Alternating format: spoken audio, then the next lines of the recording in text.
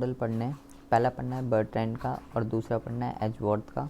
Bertrand में पहले भी पढ़ा चुका हूँ लेकिन आपने क्लास नहीं ली थी, एक बार दोबारा से देख लीजिए। और एग्जाम हो जाए ना, मम्मी ठीक को है, कॉल कर लेती ना तो इसलिए जल्दी से काटना पड़ गया।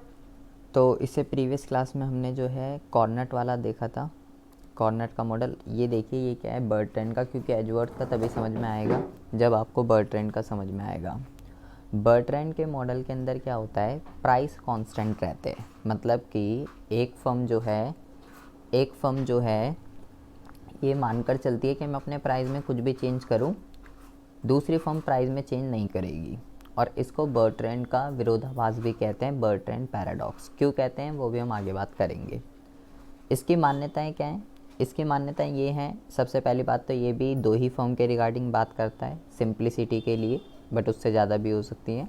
वस्तु जो होंगी वो समरूप होंगी। और तीसरी जो विशेषता है मैंने बताया कि यहाँ पे हर उत्पादक ये मानकर चलता है कि दूसरे उत्पादक की जो कीमत है ना वो स्थिर रहेगी, वो खुद चाहे जितनी भी कीमत में परिवर्तन करता रहे। वो ये मानकर चलता है कि मेरी जो दूसरी फर्म है, अपोजिट फर्म है, वो अपने प्राइस के अंदर चेंज नहीं करेगी। एक बारी अगर उसने तय कर लिया तो वो अपने प्राइस को वही रखेगी, ऐसा वो मानकर चलता है। और चौथा जो इसकी सबसे मोस्ट इम्पॉर्टेंट है अजम्पशन, वो है कि यहाँ पे जो उत्पादन क्षमता है ना वो असीमित है। इसका मतलब क्या है, जितना चाहे उतना उत्पादन कर सकता है, जितना चाहे उतना बेच सकता है, कोई दिक्कत परेशानी वाली बात नहीं है। अनलिमिटेड प्रोडक्शन कैपेसिटी है। ये वाला जो फीचर होता है ये पूर्ण प्रतियोगिता में पाया जाता है। ठीक है। और उत्पादन की जो लागत है वो समान ही आएगी दोनों फर्म की। जो फर्म ए की आ रही है वही फर्म बी की भी आएगी। और जो सीमांत लागत है वो यहाँ पे कांस्टेंट मानी गई है। और उत्पादक को बाजार का मांग वक्र नहीं पता है। ये यहाँ पे जो है 7 अजम्पशन के बेस पे बर्ट्रैंड ने अपना मॉडल बताया है। और इसके अंदर कोई ऐसा खास ग्राफ है नहीं, ग्राफ है ही नहीं इसके अंदर, क्योंकि डिमांड कर भी नहीं पता तो फिर क्या करेंगे। तो सबसे पहले मान लीजिए केवल एक फर्म है, फर्म ए, केवल बाज़ार में एक ही फर्म है। तो जब वो बाज़ार में एक ही फर्म है तो जब एक फर्म होती है तो वो एकाधिकार की तरह जो है काम करेगी, सिंपल सी बात है। तो वो जो कीमत जो चार्ज करेगी वो तो चार्ज करेगी मोनोपोली वाले, एकाधिकार वाले, क्योंकि अभी तो वो अकेली है ना। और जो प्रोडक्शन करेगी, मैंने ऊपर अभी आपको बताया कितनी प्रोडक्शन करेगी, मैक्सिमम प्रोडक्शन करेगी, जिससे उसको मैक्सिमम प्रॉफिट मिल रहा हो। ये पूर्ण प्रतियोगिता की विशेषता। तो अब आप यहाँ देखो, पैसे तो वो चार्ज कर रही है एकाधिकार वाले और उत्पादन वो कर रही है पूर्ण प्रतियोगिता वाला। यहाँ पे दो दो बाज़ारों की विशेषताएं लग रही है। प्राइस है एकाधिकार वाले और उत्पादन है पूर्ण प्रतियोगिता वाला, जिसकी वजह से यहाँ दो दो बाज़ारों की स्थितियाँ उत्पन्न होती है। इसलिए इसे बर्ट्रैंड का पैराडॉक्स या बर्ट्रैंड विरोधाभास जो है ये कहते हैं। अच्छा, अब क्या होता है, मान लीजिए ये फर्म जो है पेन बेच रही है, 5 रुपये का बेच रही है। ठीक है, इसने डिसाइड कर लिया कि मैं 5 रुपये का बेचूंगी। फॉर एग्जांपल के लिए, आपको समझाने के लिए मैंने मान लिया, इन्हें 5 रुपये तय कर लिए कि मैं 5 का बेचूंगी। और मैक्सिमम प्रोडक्शन कर रही है पेन की, जिससे इसे मैक्सिमम प्रॉफिट मिल रहा है। अब क्या होता है, अब दूसरी फर्म एंटर होती है, फर्म बी। अब जब फर्म बी एंटर करती है तो फर्म बी क्या मानकर चलेगी, फर्म बी ये मानकर चलेगी कि फर्म ए ने तो अपनी कीमत तय कर ली और अब वो स्थिर रहेगी। फर्म बी ने क्या तय करा है कि पेन वो 5 रुपये का बेचेगी। तो अब अगर फर्म बी भी पेन बेचने आ रही है उसी मार्केट के अंदर, तो फर्म बी ये मानकर चल रही है कि फर्म ए ने 5 रुपये रख लिए, अब वो चेंज नहीं करेगी, उनने 5 रुपये तय कर लिए। तो अब फर्म बी क्या करेगी, इसलिए फर्म बी जो है फर्म ए से थोड़ी कम कीमत रखेगी। तो फर्म बी ने क्या करा, उसी पेन की कीमत 4 रुपये रख दी। तो उसे अपने प्रोडक्ट बेचने हैं तो पैसे थोड़े कम रखने पड़ेंगे, तो उसने अपनी कीमत 4 रुपये रख दी। अब क्योंकि बेटा फर्म ए से कम कीमत रखी है, जिसकी वजह से सारे के सारे उपभोक्ता किसके पास आ जाएंगे, अब फर्म बी के पास आ जाएंगे और फर्म की ए की सेल को क्या कर देंगे, 0 कर देंगे। सारे उपभोक्ता इसके किसने खींच लिए, सारे उपभोक्ता फर्म ए के फर्म बी ने खींच लिए, क्योंकि उसने 5 रुपये का बेच रही थी, वो 4 रुपये का बेच रही थी। तो सारे उपभोक्ता इसके पास आ जाएंगे, सारे के सारे। ठीक है, सारे मतलब सारे। क्यों, और यहाँ पे प्रोडक्शन की कोई कमी नहीं है, इसका ये मान्यता है, जितना चाहे उतना उत्पादन कर सकती है, तो जितने भी कस्टमर आएंगे सबकी डिमांड को ये पूरा कर जाएगी क्योंकि इसकी प्रोडक्शन कैपेसिटी अनलिमिटेड है। अच्छा जी, अब फर्म ए सोचेगी यार ये क्या हुआ कि मार्केट के अंदर ये नई फर्म आई, इनने मेरे से कम प्राइस रख दिए, सारे उपभोक्ता मेरे ले लिए और मेरी प्रोडक्शन जीरो कर दी, मेरी सेल जीरो कर दी, ये क्या हो गया। तो अब फर्म ए सोचेगी अब मुझे दोबारा प्राइस को तय करना चाहिए।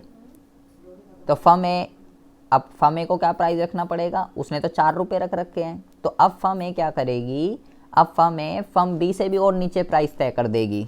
अब वो तय कर दी उसने 3 रुपये। अब 3 रुपये रखने से क्या होगा, 3 रुपये रखने से फर्म बी के सारे उपभोक्ता खींचकर किसके पास आ जाएंगे, फर्म ए के पास आ जाएंगे, क्योंकि अब फर्म ए ने फर्म बी से कम पैसे रख दिए, अब इसके पास आ जाएंगे सारे के सारे उपभोक्ता फर्म ए के पास। और फर्म ए ये मानकर चल रही है कि फर्म बी ने तो तय कर दिए 4 रुपये, अब वो प्राइस को चेंज नहीं करने वाली है, 4 रुपये उसने रख दिए तो वो 4 ही रखेगी, मैं 3 रख देती हूँ, तो उसने 3 कर दिए, तो सारे उपभोक्ता ए के पास आ गए और अब फर्म बी की सेल जीरो हो गई। फिर फर्म बी सोचेगी यार ये क्या हुआ, मेरी सेल जीरो हो गई और इसने तो मेरे से भी कम प्राइस रख दिए। फिर फर्म बी फिर सोचेगी मेरे को फिर से अपने प्राइस को रखना पड़ेगा, फिर से अपने प्राइस को डिसाइड करना पड़ेगा। तो अब उसने क्या करा, अब फर्म बी ये मानकर चलिए कि चल फर्म ए ने तो 3 रुपये रख दिए, अब ये चेंज नहीं करेगी, मैं इससे और नीचे रख देती हूँ। तो उसने क्या करा, उसने 2 रुपये रख दिए। तो ये इसी तरीके से ऐसा चलता रहेगा, ये भी अपने प्राइस को डाउन करती रहेगी और ये भी अपने प्राइस को डाउन करती रहेगी। लेकिन कब तक, सॉल्यूशन क्या है, कब तक प्राइस डाउन होते रहेंगे, कुछ तो होगा ना, ऐसे तो यही चलता रहेगा, वो भी यही करती रहेगी, वो भी यही करती रहेगी। तो इनके पास हमेशा 2 सॉल्यूशन होते हैं, क्या, या तो यही चलता रहे प्राइस कम करो और दूसरी फर्म के सारे उपभोक्ता अपनी तरफ खींच लो, या तो ये होता है इनके पास ऑप्शन, या दूसरा ऑप्शन ये होता है इनके पास कि फर्म ए और फर्म बी दोनों जो है इक्वल के प्राइस रख ले और दोनों ही फर्म क्या करे, आधी आधी प्रोडक्शन करे इक्वल की। तो अब ये प्राइस कब तक घटाएंगे, ये भी अपने प्राइस को घटाई जा रही है, ये भी अपने प्राइस को घटाई जा रही है, लेकिन एक पॉइंट जो है यहाँ पर ऐसा आता है जहाँ पर क्या होता है, अभी ऐसे थोड़ी ना गिराती रहेगी, लॉस में थोड़ी ना बेच देगी। तो मैंने यहाँ पे एक आपको पॉइंट बताया कि उत्पादन की जो लागत है ना वो समान आ रही है, जो फर्म ए की आ रही है वही फर्म बी की भी आ रही है।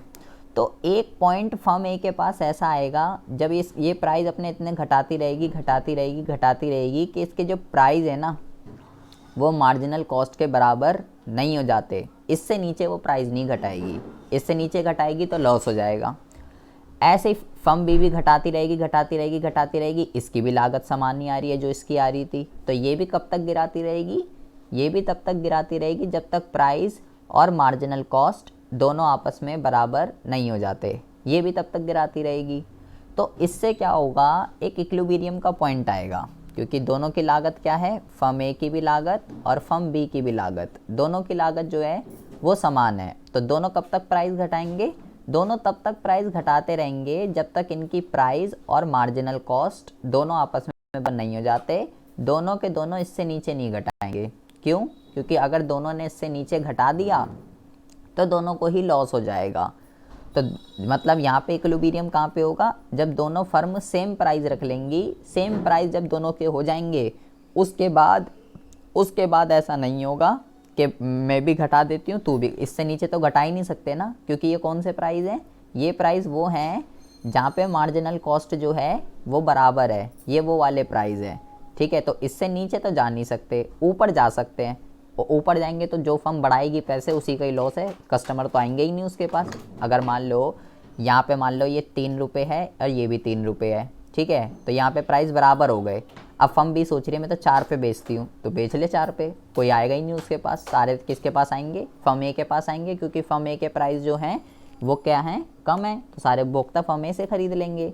तो बर्ट्रैंड के मॉडल के अंदर इक्विलिब्रियम कहाँ पर होता है, बर्ट्रैंड के मॉडल के अंदर इक्विलिब्रियम वहाँ पर होता है जहाँ पे दोनों फर्मों के प्राइस आपस में इक्वल हो जाएं और प्रोडक्शन कितना करेंगे, दोनों फर्म आधी आधी जो है प्रोडक्शन करेंगी। कुल उत्पादन कितना होगा, आधा फर्म ए करेगी, आधा फर्म बी करेगी, और कुल उत्पादन जो है इतना प्रोड्यूस होगा क्यू। टोटल मैक्सिमम होगी ये प्रोडक्शन, क्योंकि यहाँ पे प्रोडक्शन कैपेसिटी जो है वो कितनी है, वो आपकी अनलिमिटेड है। लेकिन अगर हम कॉर्नट की बात करें, कॉर्नट के अंदर हमने क्या पढ़ा था, कॉर्नट के अंदर हमने ये पढ़ा था फर्म ए कितना प्रोड्यूस कर रही थी 1/3, फर्म बी कितना प्रोड्यूस कर रही थी 1/3, और कुल प्रोडक्शन कितनी हो रही थी इतनी। तो और यहाँ पे कितनी हो रही है, फर्म ए कितना कर रही है आधा, और ये कर रही है 1/3। तो अगर मैं बात करूँ बर्ट्रैंड के मॉडल की, बी से है बर्ट्रैंड, बर्ट्रैंड के अंदर जो क्यू है मतलब कि उत्पादन ज़्यादा प्रोड्यूस होता है, जबकि कॉर्नट के मॉडल में, सी का मतलब है कॉर्नट, कॉर्नट के मॉडल में उत्पादन जो है वो कम प्रोड्यूस होता है। बर्ट्रैंड के मॉडल में प्राइस जो हैं वो कम रहते हैं, और कॉर्नट के मॉडल में प्राइस जो हैं वो ज़्यादा रहते हैं। जो बर्ट्रैंड का मॉडल है और जो कॉर्नट का मॉडल है, दोनों के दोनों क्या होते हैं, दोनों के दोनों नैश इक्विलिब्रियम होते हैं। नैश इक्विलिब्रियम क्या होता है, नैश इक्विलिब्रियम का मतलब दोनों फर्में अपना बेस्ट दे रही हैं, वहाँ से खिसकना नहीं चाह रही हैं। सर ये बी और ये आप बर्ट्रैंड का मॉडल बता रहे हो, इसमें क्वांटिटी ज़्यादा रहेगी। हाँ जी, क्योंकि यहाँ पे फर्म ए जो है कितना प्रोड्यूस कर रही है आधा, बर्ट्रैंड के मॉडल में आधा प्रोड्यूस कर रही है, अभी हमने पढ़ा। और कॉर्नट में हमने पढ़ा था फर्म ए कितना प्रोड्यूस करती है 1/3, और फर्म बी कितना प्रोड्यूस करती है 1/3, तो 1/3 कम होता है आधे से। तो कॉर्नट के मॉडल में फर्म्स कम प्रोडक्शन करती हैं, और बर्ट्रैंड के मॉडल के अंदर फर्म्स जो है वो ज़्यादा प्रोडक्शन करती है। कॉर्नट के मॉडल के अंदर जो प्राइस है वो भी 2/3 ही रहता है, और बर्ट्रैंड के मॉडल में ऐसा नहीं है, प्राइस जो है वो थोड़ा कम रहता है। तो ये जो है ये तीनों, ये बर्ट्रैंड के मॉडल में और कॉर्नट के मॉडल के अंदर कंपैरिजन है। और यहाँ पे एक वर्ड लिखा हुआ है नैश इक्विलिब्रियम, ये कहते हैं इसको नैश संतुलन। नैश संतुलन का मतलब क्या होता है कि ये दोनों फर्में अपना बेस्ट दे रही हैं, वहाँ से खिसकना नहीं चाहेंगी, ये दोनों का बेस्ट है। जो बेस्ट पॉइंट होता है जहाँ से ना तो ज़्यादा प्रोडक्शन ना तो कम प्रोडक्शन करना चाहती, उसको नैश इक्विलिब्रियम कहते हैं, नैश संतुलन, जहाँ से फर्में खिसकना नहीं चाहती है। यहाँ पे आपको ये ध्यान रखना है, ये बर्ट्रैंड का मॉडल है। यहाँ पे आपको ये ध्यान रखना है कि एक तो उत्पादन क्षमता असीमित है, सबसे मोस्ट इम्पॉर्टेंट, जितनी चाहे उतनी प्रोडक्शन कर सकते हैं।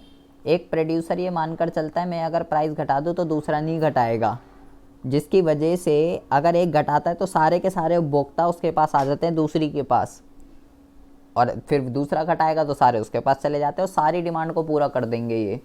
इस वजह से यहाँ पे जो है ऐसा होता है। बिल्कुल सिमिलर कॉन्सेप्ट जो है, अब हम अगला मॉडल पढ़ने जा रहे हैं, ये एजवर्थ का है, ठीक है। यहाँ पे क्या है, इसके अंदर बिल्कुल सिमिलर ऐसा ही है। अगर ये समझ में आ गया तो ये भी आपको बहुत ही आसानी से समझ में आ जाएगा। एजवर्थ ड्यूपोली मॉडल की अगर हम बात करते हैं तो ये भी क्या करता है, ये भी जो है कीमत को स्थिर मानता है। मतलब कि ये भी ये मानकर चलता है कि यहाँ पे उत्पादक ये मान के चलते हैं कि मैं जितने मर्जी प्राइस घटा दूँ, मेरी जो दूसरी फर्म है वो अपने प्राइस को चेंज नहीं करेगी। तो ये वाला देखेंगे ये कैसा है, ये बहुत अब इम्पॉर्टेंट है। सबसे पहले हम बात करते हैं इसकी मान्यताओं की। इसकी मान्यताएं जो हैं वो क्या हैं, पहले हम इसकी मान्यताओं की बात करते हैं। इसकी जो सबसे पहली मान्यता है तो वो तो यही है कि भाई केवल 2 ही फर्म है, केवल 2 फर्में हैं। ये इसकी जो है सबसे पहली मान्यता है, क्योंकि ड्यूपोली की बात चल रही है तो 2 ही फर्में होंगी। और जो वस्तुएं जो हैं वो कैसी हैं, वस्तुएं जो हैं वो हमारी क्या कहते हैं, वस्तुएं जो हैं वो पूर्ण समरूप हैं, या समरूप भी लिख सकते हो, कोई दिक्कत वाली बात नहीं है। और तीसरा जो है, जो मैंने आपको बताया, बिल्कुल वही जो ये हमने यहाँ पे इसकी वो पढ़ी थी अजम्पशन, यहाँ पे ये वाली, यहाँ पे उत्पादक क्या करता है, यहाँ पे उत्पादक ये मानकर चलता है, यहाँ पे मैं लिख ही देता हूँ इसको, ये भी यही सेम मान के चलता है, यहाँ हर उत्पादक, या हर उत्पादक नहीं, इससे बढ़िया ये लिखेंगे, यहाँ एक उत्पादक यह मानकर चलता है कि जो विपरीत फर्म है ना, जो विपरीत फर्म है, विपरीत फर्म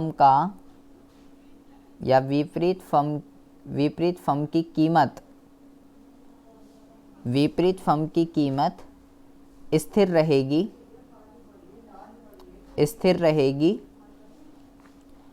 मैं अपनी कीमत में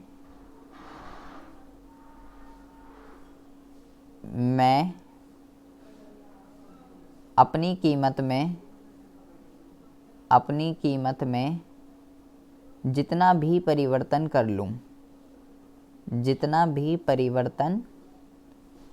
लूँ, यहाँ पर भी जो है यही वो लगती है। अच्छा, और लागत जो है वो भी यहाँ पे समान ही रहती है, बर्ट्रैंड की तरह समान लागत रहती है। इसकी सारी विशेषताएं मोस्टली बर्ट्रैंड के जैसी ही है, लेकिन इसकी मान्यताएं, लेकिन इसकी एक मान्यता ऐसी है जो इसको बर्ट्रैंड के मॉडल से अलग कर देती है। वो क्या है? वो ये है कि जो उत्पादन क्षमता है ना, उत्पादन क्षमता जो है वो इसकी असीमित नहीं है। ये इसकी एक अलग अजम्पशन है जो कि इसको बर्ट्रैंड के मॉडल से अलग कर देती है। अब इसका मतलब क्या है? अभी मैंने ऊपर आपको समझाया, यहाँ पे बर्ट्रैंड के मॉडल में हम क्या मान्यता ली कि उत्पादन क्षमता असीमित है, जितना चाहे उतना उत्पादन कर सकता है पूर्ण प्रतियोगिता की तरह, जिसकी वजह से अगर जैसे इसने 5 रुपये रखे थे, तो अगर इसने 4 रुपये रख दिए तो इसके 4 रुपये रखने से सारे के सारे उपभोक्ता इसके पास आ गए और फर्म भी सारी डिमांड को पूरा कर देगी, क्योंकि इसके अंदर इतनी कैपेसिटी है कि ये प्रोडक्शन कर सकती है और उपभोक्ता, फर्म ए के जितने भी उपभोक्ता हैं उन सबकी डिमांड को पूरा कर जाएगी। तो यहाँ पे ये था, अगर उपभोक्ता इसके पास आए सारे के सारे तो सबकी डिमांड पूरी हो जाएगी, ये प्रोडक्ट बना सकती है। इस लाइन का ये मतलब हुआ, उत्पादन क्षमता असीमित है, जितना चाहे उतना प्रोडक्शन करो, जितना चाहे उतना बेचो। लेकिन एजवॉर्थ के अंदर ऐसा नहीं है, उत्पादन क्षमता असीमित नहीं है, मतलब हर फर्म की एक लिमिट है, एक लिमिट में ही प्रोडक्शन होगी, उससे ज़्यादा प्रोडक्शन जो है नहीं हो सकती है। एक मैक्सिमम लिमिट तक प्रोडक्शन होगी, उससे ज़्यादा प्रोडक्शन जो है नहीं होगी।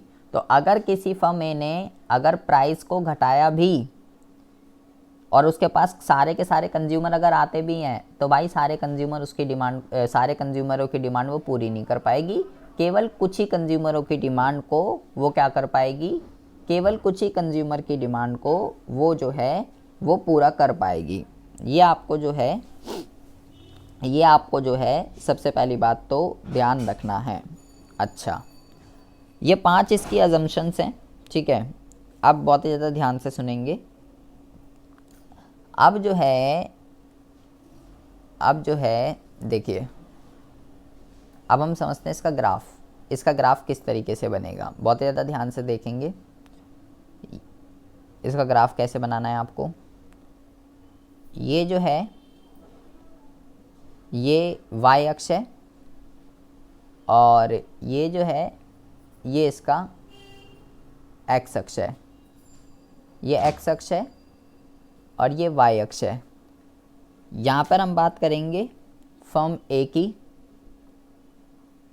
यहाँ पे हम बात करेंगे फर्म ए की, और लेफ़्ट साइड हम जो बात करेंगे लेफ़्ट साइड हम जो बात करेंगे वो बात करेंगे फर्म बी की। ये फर्म बी का एक्स अक्ष है। बहुत ही ज़्यादा ध्यान से समझेंगे बेटा कि क्या है, ठीक है, बहुत ही ज़्यादा ध्यान से। मान लीजिए पहले हम ज़रा इधर की बात करते हैं, इधर की। ये जो है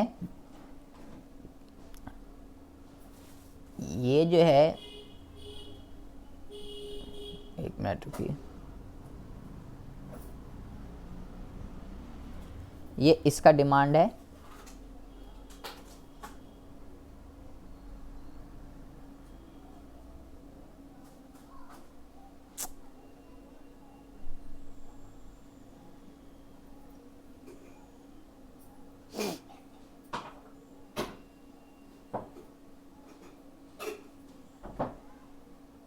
ये इसका डिमांड है।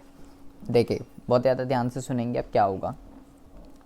राइट साइड हम फर्म ए की बात कर रहे हैं और लेफ़्ट साइड हम फर्म बी की बात कर रहे हैं। मैंने बोला भाई डिमांड तो ठीक है ये है, लेकिन हर फर्म की एक मैक्सिमम लिमिट है, उतनी ही प्रोडक्शन कर सकती है, उससे ज़्यादा प्रोडक्शन जो है वो नहीं कर सकती है, ठीक है। तो मान लीजिए फर्म ए जो है मैक्सिमम इतनी प्रोडक्शन कर सकती है, इतनी, इससे ज़्यादा प्रोडक्शन जो है वो नहीं कर सकती। तो मैं इसको नाम दे देता हूँ ओ डी, ठीक है, और इस बिंदु को भी नाम दे देते हैं ओ बी। इतनी मैक्सिमम जो है वो प्रोडक्शन कर रही है। और फर्म बी की अगर हम बात करें तो फर्म बी मैक्सिमम जो है वो इतनी प्रोडक्शन कर सकती है। इसको हम नाम दे देते हैं मान लीजिए डी डैश, और इसको हम नाम दे देते हैं मान लीजिए बी डैश। दोनों फर्म मैक्सिमम इतनी प्रोडक्शन कर सकती हैं, इससे ज़्यादा प्रोडक्शन जो है वो नहीं कर सकती है। सबसे पहली बात तो आपको इतना ध्यान रखना है। अच्छा, मान लीजिए बहुत ज़्यादा ध्यान से सुनेंगे, ये इनकी मैक्सिमम लिमिट है, इससे ज़्यादा प्रोडक्शन जो है वो नहीं हो सकती।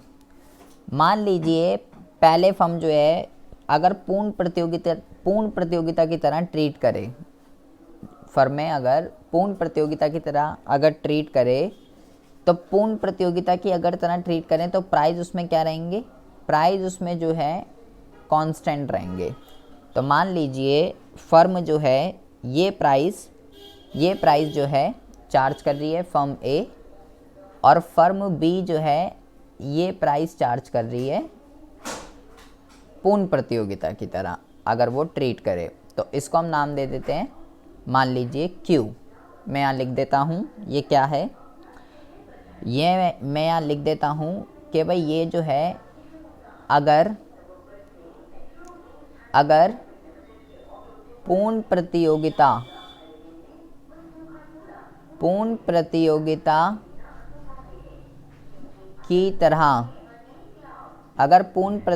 की तरह ट्रीट करे तो भाई ये प्राइस रहेंगे और मैक्सिमम प्रोडक्शन कर रही हैं दोनों की दोनों फर्म ए इतना प्रोडक्शन कर रही है और फर्म बी जो है इतना प्रोडक्शन कर रही है।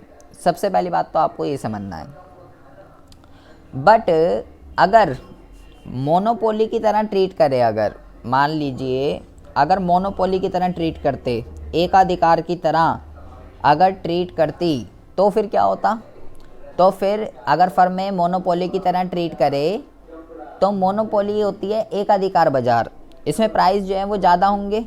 मान लीजिए तो प्राइस कितना रखती है, तो प्राइस इतना रखती और क्या करती, और जो है प्रोडक्शन कितनी करती, प्रोडक्शन जो है वो इतनी करती। इसको भी हम नाम दे देते हैं, मान लीजिए इसको नाम दे दिया मैंने E और इसको मैंने नाम दे दिया मान लीजिए P। मैं यहाँ लिख देता हूँ ये क्या है, अगर एकाधिकार की तरह अगर एकाधिकार की तरह ट्रीट करे, अगर एकाधिकार की तरह ट्रीट करेगी तो भाई ये प्राइस होंगे, ओपी प्राइस ज़्यादा होंगे और प्रोडक्शन जो है वो कम होगी। सिमिलर अगर फर्म बी एकाधिकार की तरह करे तो ये क्या प्राइस चार्ज होंगे, ये प्राइस चार्ज होंगे और प्रोडक्शन कितनी होगी, प्रोडक्शन जो है वो होगी इतनी। तो इसको हम नाम दे देते हैं ई डैश, और चाहो तो इन बिंदुओं को नाम दे दो, इसको नाम दे देते हैं हम टी डैश और इस बिंदु को भी नाम दे दो, मान लीजिए टी। तो ये अगर फर्म बी एकाधिकार की तरह ट्रीट कर रही है तो ये प्राइस रहेंगे और इतनी क्वांटिटी होगी, कम प्रोडक्शन होगी। अगर पूर्ण प्रतियोगिता की तरह कर रहे हैं तो इतने प्राइस रहेंगे ओपी और इतनी प्रोडक्शन होगी ओक्यू ओडी मैक्सिमम। ठीक है, ये क्या है मैं यहाँ लिख देता हूँ, ये क्या है, ये जो है मैक्सिमम लिमिट है, इससे ज़्यादा प्रोडक्शन नहीं हो सकती किसकी, ए फर्म की। और ये क्या है, ये मैं यहाँ लिख देता हूँ, ये क्या है, ये मैक्सिमम लिमिट है, ये मैक्सिमम लिमिट है फर्म बी की, इससे ज़्यादा प्रोडक्शन नहीं हो सकती है। अच्छा, अब जो है बहुत ही ज़्यादा ध्यान से सुनेंगे, बहुत ही ज़्यादा ध्यान से सुनेंगे। अब जो है क्या हो रहा है, फर्म ए अभी इतना प्राइस जो है चार्ज कर रही है।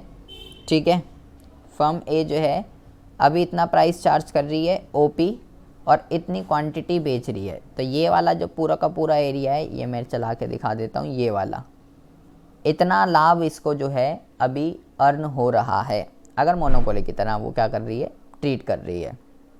वहीं पे अगर हम बात करें इसकी फर्म बी की, तो ये क्या कर रही है, ये अभी इतना लाभ जो है कमा रही है। अब क्या होगा, मान लीजिए, बहुत ज़्यादा ध्यान से सुनेंगे, मान लीजिए अगर क्या कहते हैं, फर्म बी जो है अगर ये सोचे, फर्म बी अगर ये सोचे कि यार ये तो ओपी पे बेच रही है, मैं इससे थोड़े प्राइस अगर कम रख दूं, और ये प्रोडक्शन कितनी कर रही है अभी, ये अभी इतनी प्रोडक्शन कर रही है, ई डैश और ओ इतनी प्रोडक्शन हो रही है। हाँ जी अधिकार और पूर्ण प्रतियोगिता की तरह कैसे ट्रीट करेगा?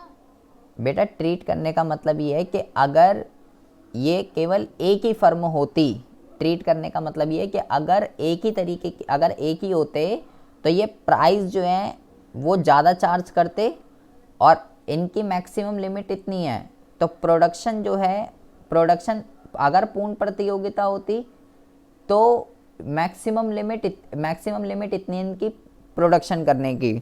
तो अगर पूर्ण प्रतियोगिता के अंदर जो फर्में होती हैं वो अपना मैक्सिमम जितना वो कर सकती हैं उतनी प्रोडक्शन करती हैं, लेकिन जो एकाधिकार वाला होता है वो क्या करता है, जितनी उसकी मैक्सिमम लिमिट होती है वो उतनी प्रोडक्शन नहीं करता, वो कम प्रोडक्शन करके ज़्यादा प्रॉफिट अर्न कर लेता है प्राइस को ज़्यादा चार्ज करके। यहाँ पे प्राइस कम रहते हैं, प्रोडक्शन ज़्यादा होती है, लेकिन यहाँ प्राइस ज़्यादा रहते हैं, प्रोडक्शन कम होती है, इससे सोसाइटी को नुकसान पहुँचता है। जो मैंने आपको social cost of monopoly power वो बताया था, इसकी मोनोपोली के अंदर ये पावर होती है कि वो प्राइस को ज़्यादा चार्ज करके प्रोडक्शन कम कर दे, तो इससे डेड वेट लॉस्ट आपको मैंने बताया था, social cost of monopoly power. तो इसका मतलब है ट्रीट करे कि अगर यही होते अगर तो क्या होता। अगर फर्म बी ये सोचे चल ये तो ओपी पे जो है बेच रही है, मैं क्या करती हूँ, मैं इससे थोड़ा नीचे, मैं दूसरे कलर से करता हूँ, मैं इससे थोड़ा दूसरे कलर से करता हूँ। फर्म बी ये सोचे ये तो इस पर बेच रही है, मैं काम करती हूँ, मैं ना इससे थोड़ा नीचे प्राइस रख लेती हूँ, इससे फर्म ए से थोड़ा नीचे प्राइस रख लेती हूँ, पी डैश कर देती हूँ, और पी डैश करने के बाद अपनी मैक्सिमम लिमिट पे आ जाती हूँ। पी डैश इसने प्राइस कर दिए और कहाँ पे आ गई, और आ गई यहाँ पे मैक्सिमम पे। अब ये इसकी मैक्सिमम लिमिट है, इससे ज़्यादा प्रोडक्शन नहीं कर सकती। अब हम इसने क्या करा, इतना आप देखो इतना प्राइस घटा के अब इसको ये वाला पोर्शन जो है, अब इसको ये वाला पोर्शन जो है ये नहीं मिल रहा, इतना पोर्शन इसको खोना पड़ेगा। लेकिन इसको खोने के चक्कर में अब इसको ये सारा का सारा पोर्शन जो है, ये सारा का सारा पोर्शन मिलेगा, तो फ़ायदा हुआ इसको। तो इसने क्या करा, इसने जो है अपने प्राइस को घटाए, ठीक है, जो फर्म ए ने रख रखे हैं उससे थोड़े नीचे रखे, प्राइस जो है इसने डाउन कर दिए और अपनी मैक्सिमम लिमिट पे यहाँ पर आ गई इस पे। अच्छा, अब क्या होगा, अब फर्म बी सोचेगी, फर्म ए सोचेगी कि अच्छा चलो फर्म बी ने तो तय कर लिए। अब फर्म ए ये मानकर चलती है कि चलो फर्म बी ने तो तय कर लिया, अब ये इससे नीचे प्राइस नहीं घटाएगी, अपने मैक्सिमम लिमिट पर है, ठीक है। मैं क्या करती हूँ, क्योंकि इससे क्या होगा, जब इनने प्राइस को घटा दिए, जब इसने प्राइस को घटा दिए तो इसके जो है कुछ उपभोक्ता किसके पास आ जाएंगे, इसके जो है फर्म ए के कुछ उपभोक्ता फर्म बी के पास आ जाएंगे, जिससे फर्म ए का जो प्रॉफिट है वो क्या हो जाएगा, फर्म ए का जो प्रॉफिट है वो जो है वो कम हो जाएगा, जिसकी वजह से फर्म ए को दोबारा ये सोचना पड़ेगा कि मेरे को जो प्राइस हैं वो दोबारा से तय करने पड़ेंगे।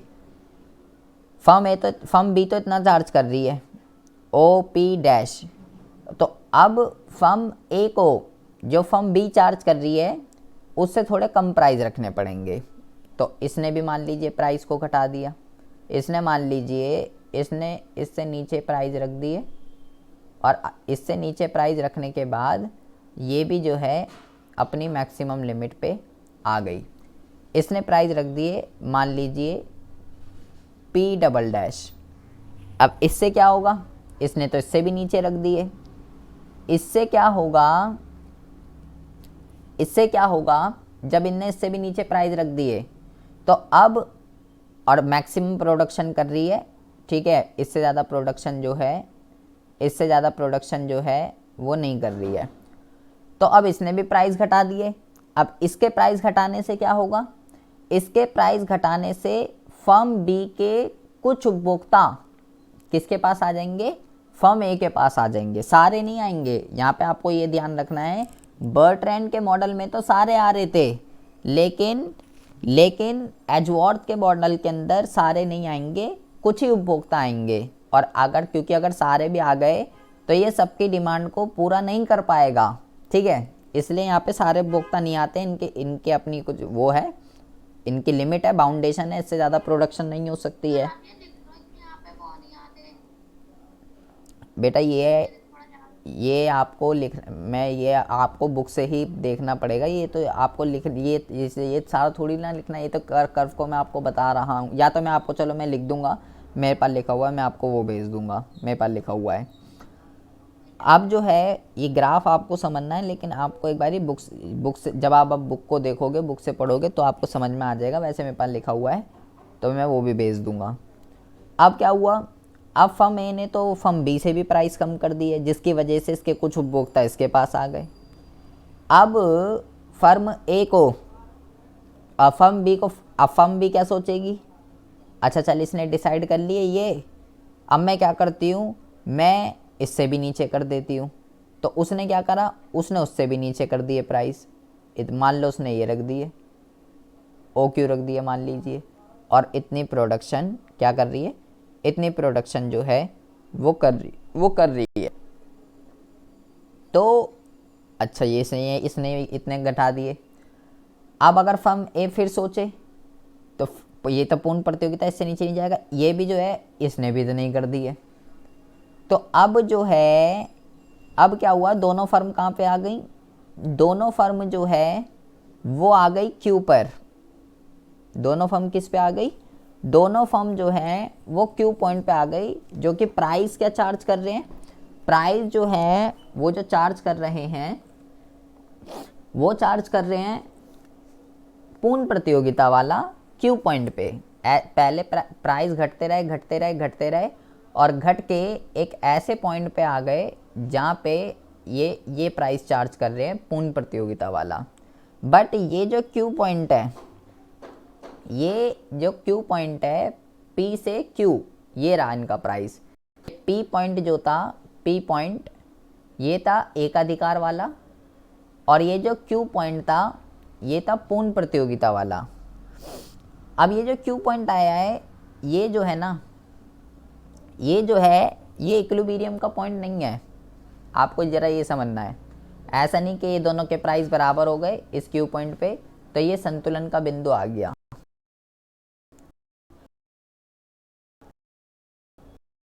नहीं होता है। क्यों नहीं होता, अब समझिए। यहाँ पे तो आ गए, लेकिन अगर इस क्यू पॉइंट पे आने के बाद, अगर इस क्यू पॉइंट पे आने के बाद किसी भी फर्म के दिमाग में, या तो फर्म ए के दिमाग में या फर्म बी के दिमाग में, अगर ये आ जाए कि चल इसने तो अभी ये डिसाइड कर लिए, इसने तो अभी ये डिसाइड कर लिए, मैं क्या करती हूँ, मैं प्राइस को बढ़ा देती हूँ। मान लो फर्म ए के दिमाग में आ गया, मैं प्राइस को बढ़ा देती हूँ, तो इसने प्राइस को क्या कर दिया, इसने प्राइस को बढ़ा दिया और बढ़ा के यहाँ पे आ गई अपनी मैक्सिमम पे। ठीक है, तो इससे क्या होगा, इससे अभी ज़्यादा प्रॉफिट अर्न कर पाएगी। अब अगर ऐसे ही फिर फर्म बी के दिमाग में आ जाए कि अच्छा इसने ये प्राइस चार्ज कर रही है, मैं इससे ऊपर प्राइस चार्ज कर लेती हूँ, तो उसने ये प्राइस पे आ गई। फिर ऐसे ही यही वॉर इनके अंदर चलता रहेगा। पहले क्या करेंगे, पहले तो प्राइस को घटाते हैं, घटाते घटाते घटाते घटाते पूर्ण प्रतियोगिता पे आ जाते हैं, और पूर्ण प्रतियोगिता के आने के बाद ये इक्विलिब्रियम का पॉइंट नहीं है, उसके बाद फिर फर्म के दिमाग में आता है ये इतना चार्ज करिए, वो बढ़ा देती है, एक बढ़ाती है तो दूसरी भी बढ़ाती है, तीसरी भी बढ़ाती है, फिर यहाँ पे पहुँच जाते हैं वो जहाँ पे एकाधिकार था। तो एजवर्थ के मॉडल के अंदर क्या होता है, एजवर्थ के मॉडल के अंदर कोई भी यूनिक इक्विलिब्रियम जो है वो नहीं निकलता। फर्में क्या होती हैं, केवल दो प्राइज़ों के बीच में घूमती रहती हैं। कौन कौन सा प्राइस, ये वाला जो प्राइस है, ये वाला, ये किसका है, एकाधिकार का है। और जो ये वाला प्राइस है, ये वाला जो प्राइस है ये पूर्ण प्रतियोगिता का है। तो जो प्राइस जो फ्लक्चुएट होते हैं वो पूर्ण प्रतियोगिता से मोनोपोली के बीच में यहीं पे आपस में क्या होते रहते हैं, फ्लक्चुएशन होते रहते हैं। एजवर्थ के मॉडल के अंदर कभी भी एक फिक्स प्राइस, एक यूनिक इक्विलिब्रियम जो है वो क्रिएट नहीं होता है। ये आपको जो है ध्यान रखना है। ये है आपका किसका मॉडल,